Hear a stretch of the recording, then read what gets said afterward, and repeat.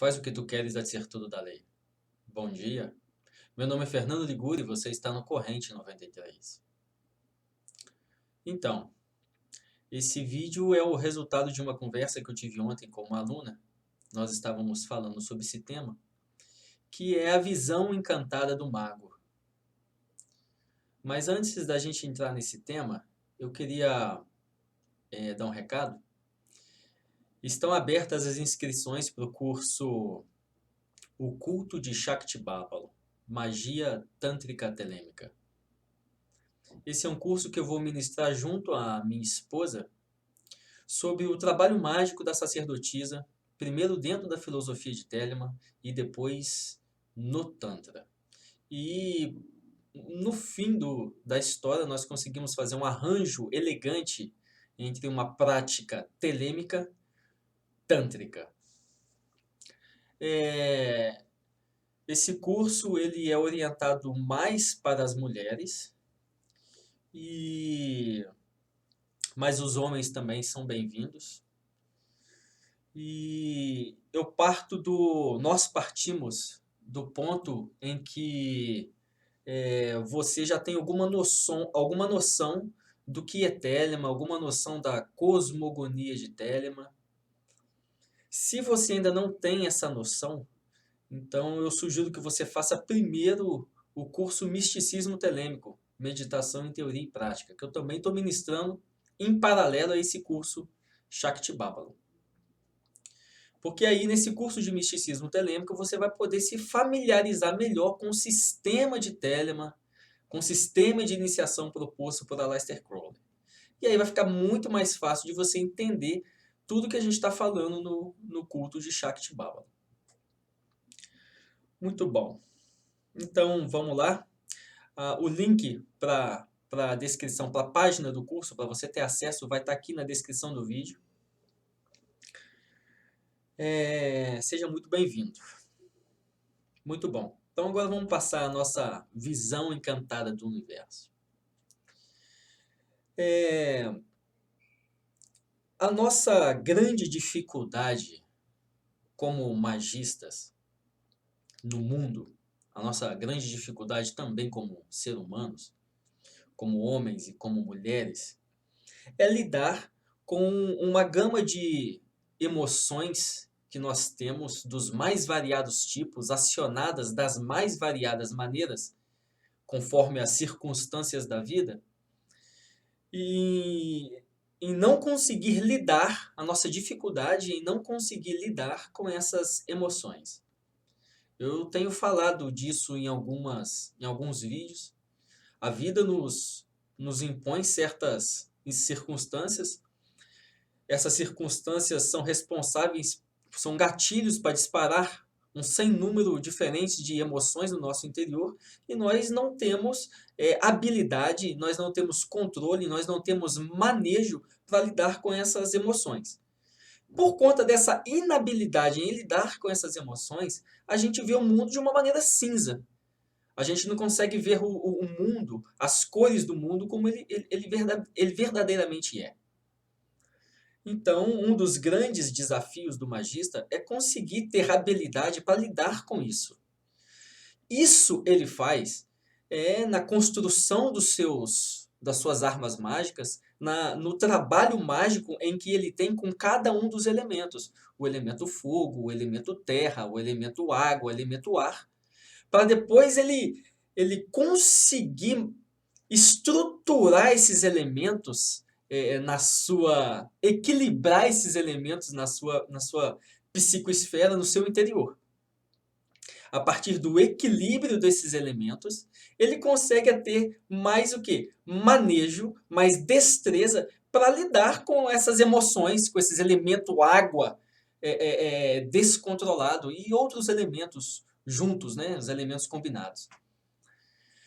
Esse é um ponto do trabalho, né? Esse domínio dos elementos em que o mago tem que conquistar. Conquistando esse domínio dos elementos, adquire-se esse equilíbrio nas suas emoções.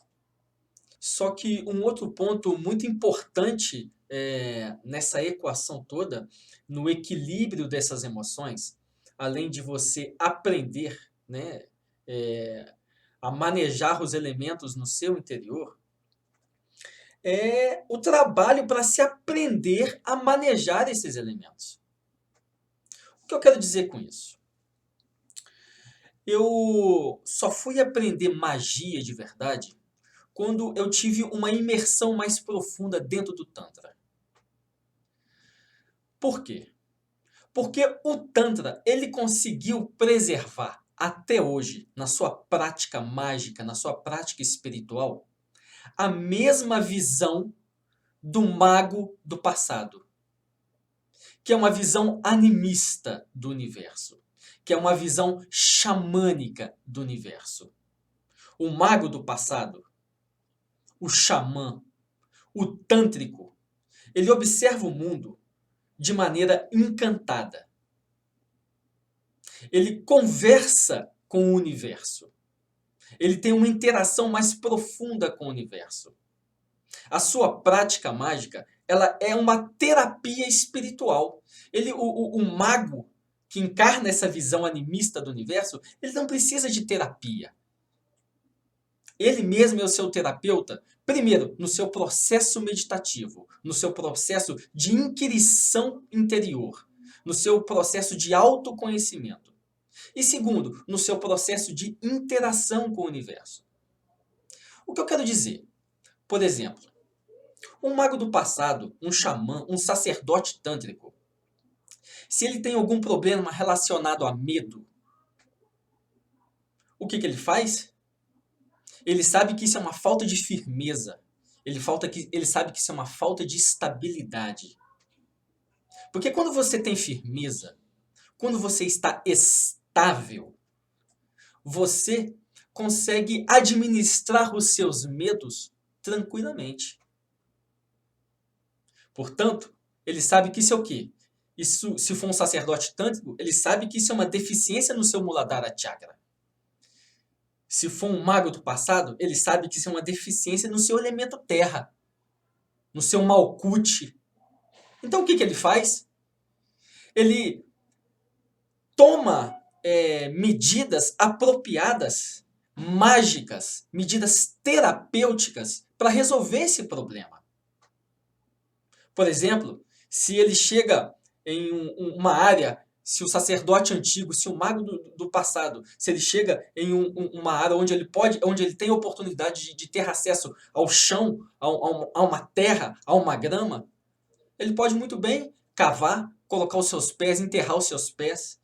Ele pode trabalhar cheirando a terra, apalpando a terra, invocando o espírito da terra, invocando o espírito dos gnomos da terra, para equilibrarem o seu elemento terra interior, para ele ter mais firmeza na vida, para ele ter mais estabilidade. Para trabalhar no seu Muladhara Chakra e purgar, tirar do seu Muladhara Chakra qualquer tipo de obsessão, de medo. Então esse tipo de trabalho terapêutico, além dele fortificar o Muladhara Chakra, ele faz uma purificação no Muladhara Chakra. Então, o mago do passado, ele utiliza todas as circunstâncias da vida para fazer o seu trabalho mágico. O mago do passado está interessado nisso, em fazer o seu trabalho espiritual. E para isso, ele utiliza o seu universo.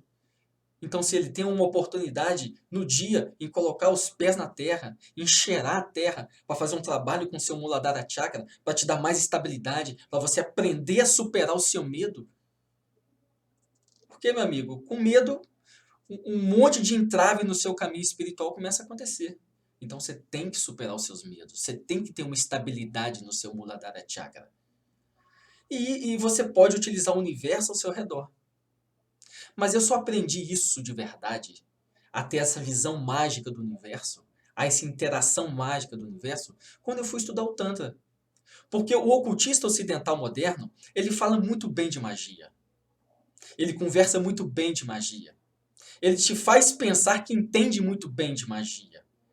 Mas se você for observar a atitude de 99% dos magos da modernidade, Eles não têm atitude de mago. Em parte isso aconteceu pela visão moderna da magia. A visão moderna da magia se aproximou tanto da cientificidade que ela perdeu essa visão anímica do passado. Só que essa visão anímica do passado é fundamental para você entender o que é magia. Viver essa visão anímica, essa visão encantada, é fundamental para você entender, ensinar magia, praticar magia. Senão você vai ficar só no reino da mente, cara, só no reino da psicorgia. Então, assim, são práticas distintas. Então eu chamo atenção para esse fato. Eu costumo dizer que a gripa é uma escola de magia. Aquela pessoa que estudou e entendeu a gripa, ela entende melhor tudo que vem depois da gripa. Então, eu sempre costumo, se as pessoas me perguntam, qual é a melhor fonte para começar? Eu sempre digo, a gripa. Vai estudar os 3 livros de filosofia oculta. Lê aqueles 3 livros de filosofia oculta 100 vezes, cara. Estuda aquilo 100 vezes. E aí sim, você vai ter uma base extraordinária para começar bem o seu caminho espiritual. Assim, só um toque, assim, essa é a minha opinião. Então, para finalizar essa história, eu costumo fazer uma comparação a prática do mago, a prática do magista, com o praticante de yoga.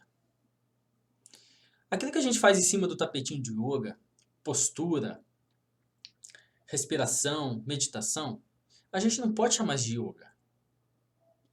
Isso são ferramentas que o yoga te proporciona para que você adquira a visão do yoga. É a visão do yoga que você aplica na vida.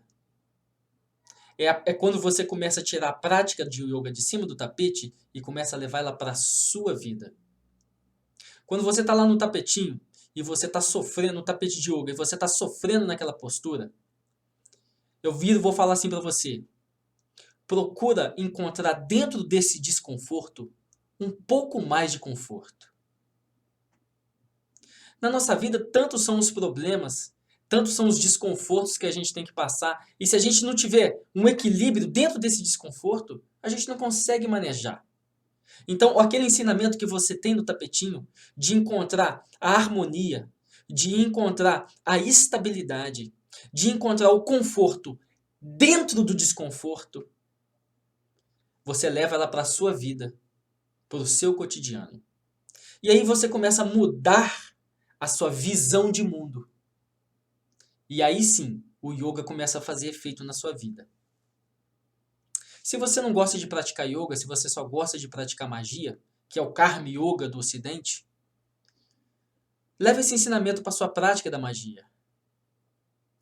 Começa a levar o seu círculo mágico para a sua vida, cara. A sua vida tem que ser a extensão do seu círculo mágico. Enquanto você estiver separando o seu círculo mágico da sua vida, a sua magia vai ter pouco efeito, amigo. Pouquíssimo efeito. Começa a levar o seu círculo mágico para a vida. Isso é uma visão de mago. Amor é a lei, amor sob vontade.